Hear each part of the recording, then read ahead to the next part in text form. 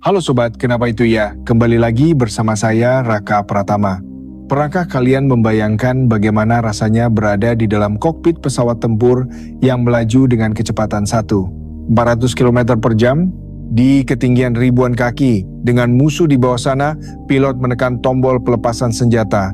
Dalam film-film aksi, kita sering melihat bom jatuh begitu saja, dengan mulus dari perut pesawat, meluncur indah menuju target.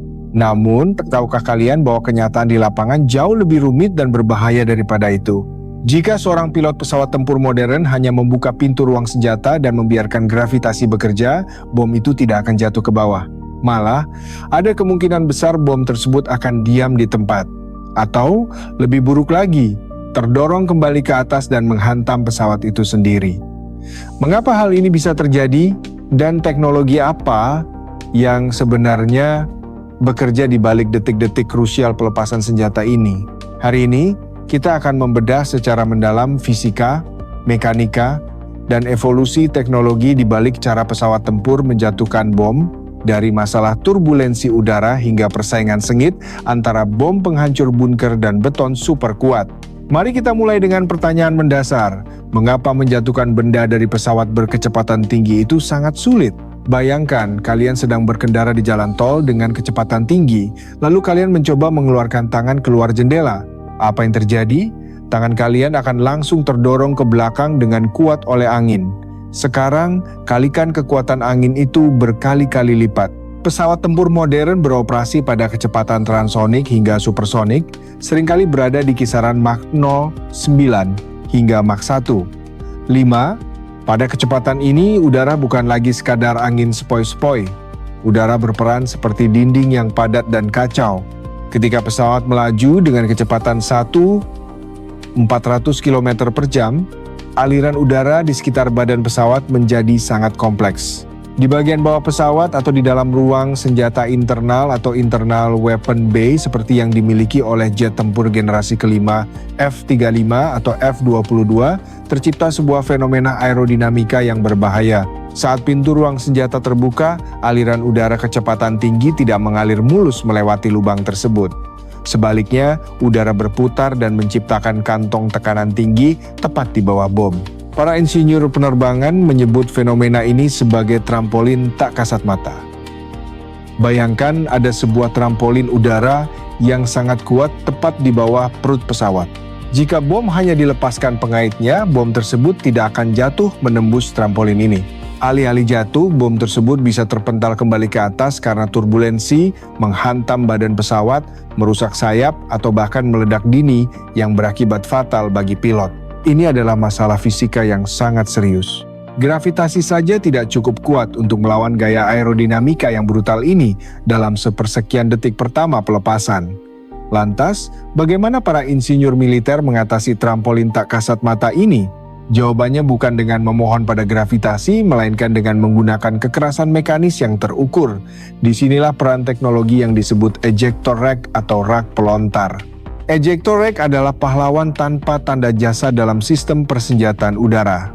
Ini adalah perangkat khusus yang memegang bom di tempatnya dan, yang lebih penting, bertugas untuk menendang bom tersebut keluar dari pesawat dengan kekuatan yang luar biasa.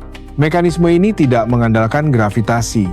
Ia menggunakan sistem piston yang ditenagai oleh ledakan kecil. Mari kita bedah cara kerjanya. Di dalam ejector rack terdapat cartridge atau selongsong yang berisi bahan peledak dalam jumlah kecil namun presisi. Ketika pilot menekan tombol peluncuran, sinyal listrik memicu ledakan kecil ini. Gas panas hasil ledakan tersebut kemudian disalurkan ke dalam silinder piston teleskopik. Piston ini kemudian memanjang dengan kecepatan dan kekuatan yang sangat tinggi, menghantam bom dan mendorongnya menjauh dari pesawat. Kalian bisa membayangkan mekanisme ini seperti sebuah palu godam kuat yang memukul bom dari atas ke bawah. Pukulan piston ini memberikan gaya dorong vertikal yang cukup besar untuk memaksa bom menembus lapisan turbulensi dan kantong tekanan udara di bawah pesawat.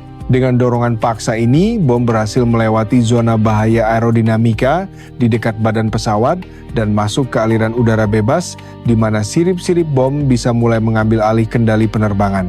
Tanpa palu godam dari ejector rack ini, mustahil bagi jet tempur supersonik untuk melepaskan muatannya dengan aman. Tentu saja, merancang sistem ini tidak semudah membalikan telapak tangan. Setiap jenis pesawat dan setiap jenis bom memiliki karakteristik aerodinamika yang berbeda. Inilah mengapa uji coba terowongan angin atau wind tunnel menjadi sangat krusial. Dalam pengujian ini, para insinyur memetakan aliran udara di sekitar pesawat pada berbagai kecepatan dan sudut serang. Mereka harus memastikan bahwa ketika piston ejector rack bekerja, bom akan jatuh dengan sudut yang tepat. Jatuh ke bawah dan menjauh, bukan mendongak ke atas atau berputar liar yang bisa membahayakan pesawat. Khusus untuk pesawat siluman seperti F-22 Raptor atau F-35 Lightning II, tantangannya lebih besar lagi. Pesawat-pesawat ini menyimpan bom di dalam badan pesawat untuk menjaga profil siluman mereka. Ketika pintu ruang senjata terbuka pada kecepatan Mach 1. 5. Perubahan tekanan udara terjadi sangat drastis dan mendadak. Struktur pintu dan mekanisme pelontar harus dirancang khusus untuk menahan tekanan udara ekstrim ini tanpa macet atau rusak. Ini adalah perpaduan rumit antara teknik mesin presisi dan fisika fluida tingkat lanjut. Jadi kita sudah tahu bagaimana cara bom keluar dari pesawat dengan aman. Tapi cerita belum selesai. Setelah bom berhasil keluar, bagaimana cara memastikan bom tersebut mengenai target yang diinginkan?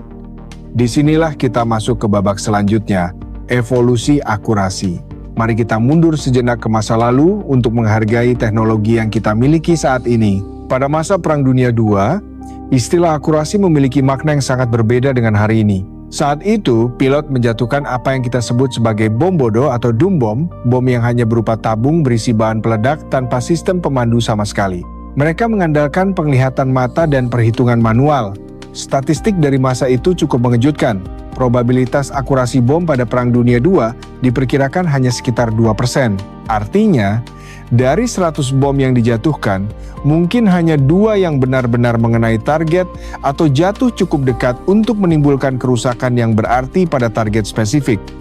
Sisanya, jatuh di ladang kosong, perumahan sipil, atau tempat yang sama sekali tidak relevan.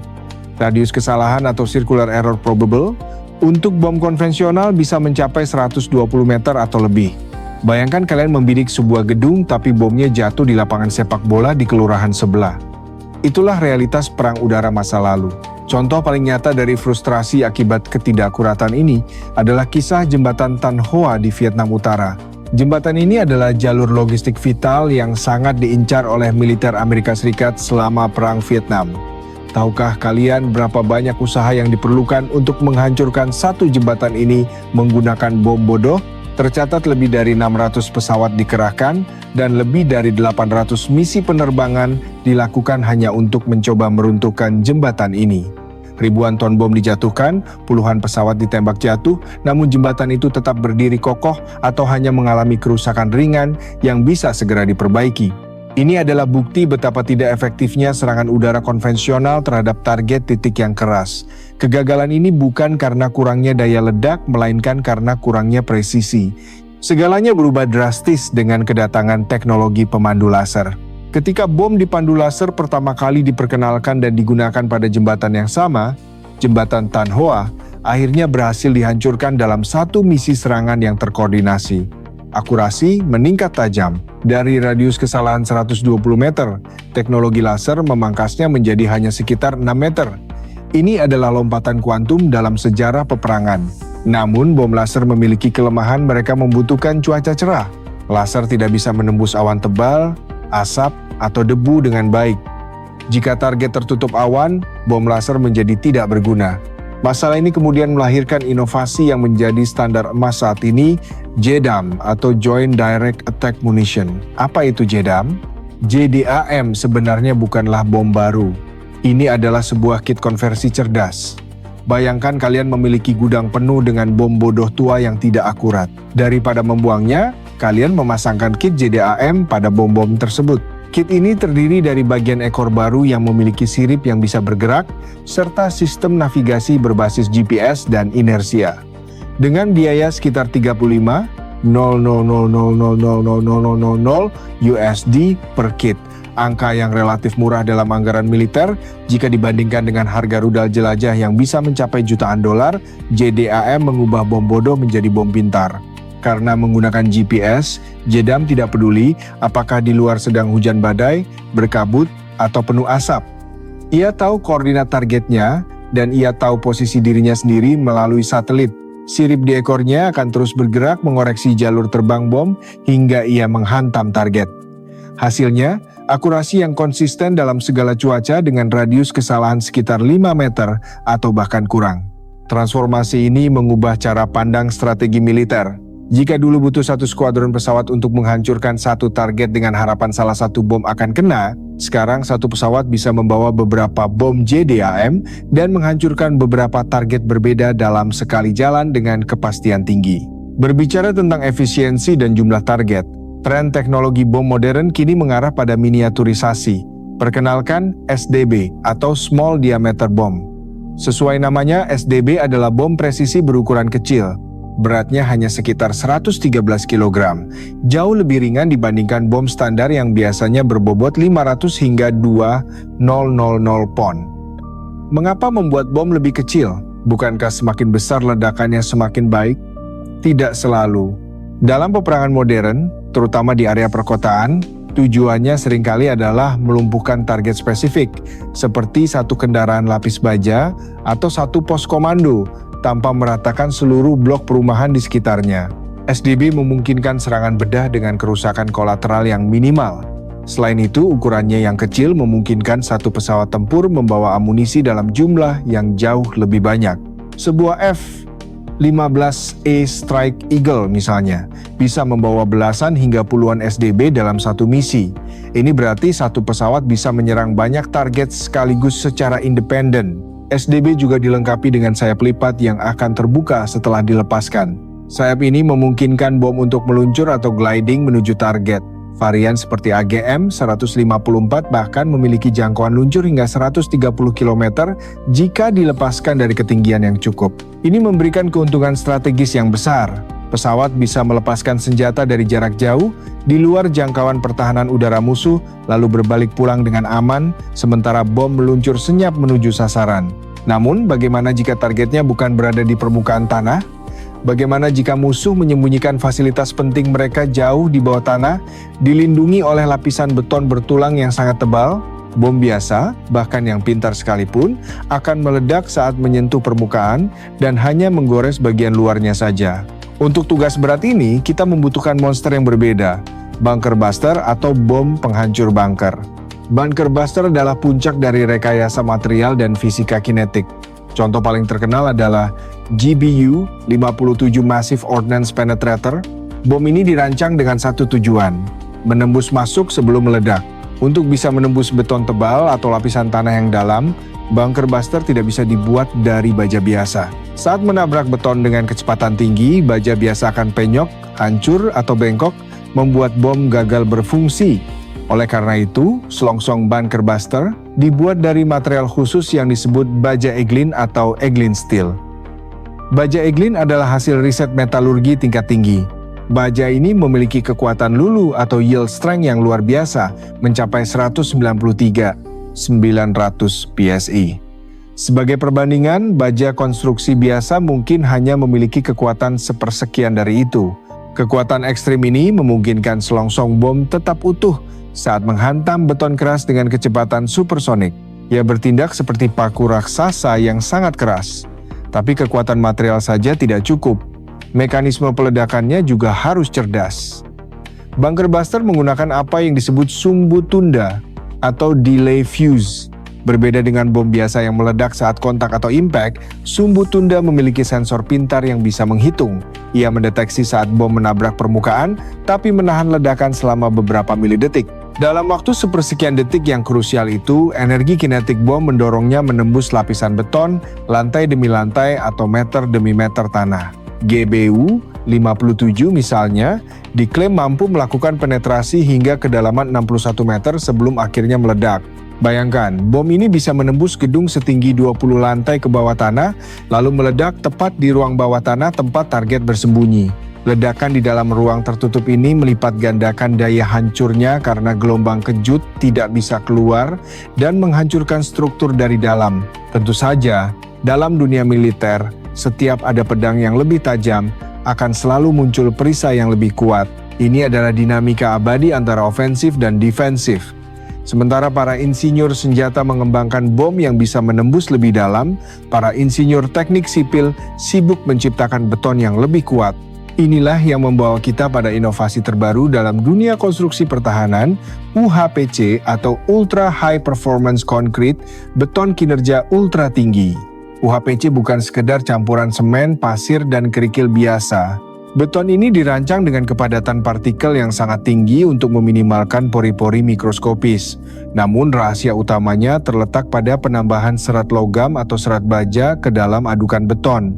Serat-serat logam ini berfungsi sebagai penguat internal yang luar biasa. Jika beton biasa bersifat getas, mudah retak dan pecah saat menerima hantaman keras, UHPC dengan serat logam memiliki daktilitas atau kelenturan yang lebih baik. Ketika dihantam oleh bunker buster, serat-serat ini menahan beton agar tidak langsung hancur berkeping-keping, menyerap energi kinetik dari bom, dan mempersulit penetrasi.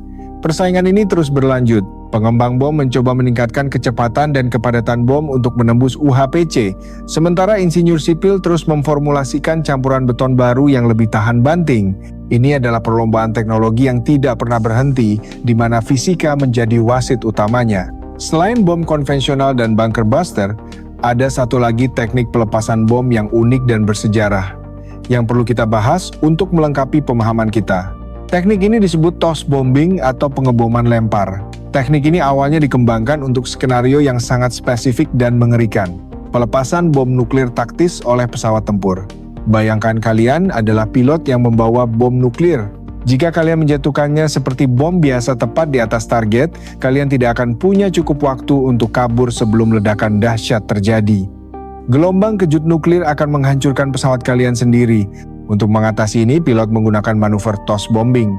Pesawat terbang rendah menuju target dengan kecepatan tinggi, lalu tiba-tiba menanjak tajam atau pull up. Tepat saat pesawat mendongak ke atas, bom dilepaskan. Momentum dari pesawat akan melemparkan bom tersebut dalam lintasan melengkung ke atas, seperti seorang atlet melempar bola basket jarak jauh, sementara pesawat segera berbalik arah dan memacu mesin atau afterburner untuk menjauh secepat mungkin. Bom tersebut akan melambung tinggi sebelum akhirnya jatuh menukik ke target, memberikan waktu berharga bagi pilot untuk menyelamatkan diri dari radius ledakan. Meskipun teknik ini jarang digunakan untuk bom konvensional modern karena adanya peluru kendali, ini adalah bagian penting dari sejarah evolusi taktik serangan udara. Sobat, kenapa itu ya?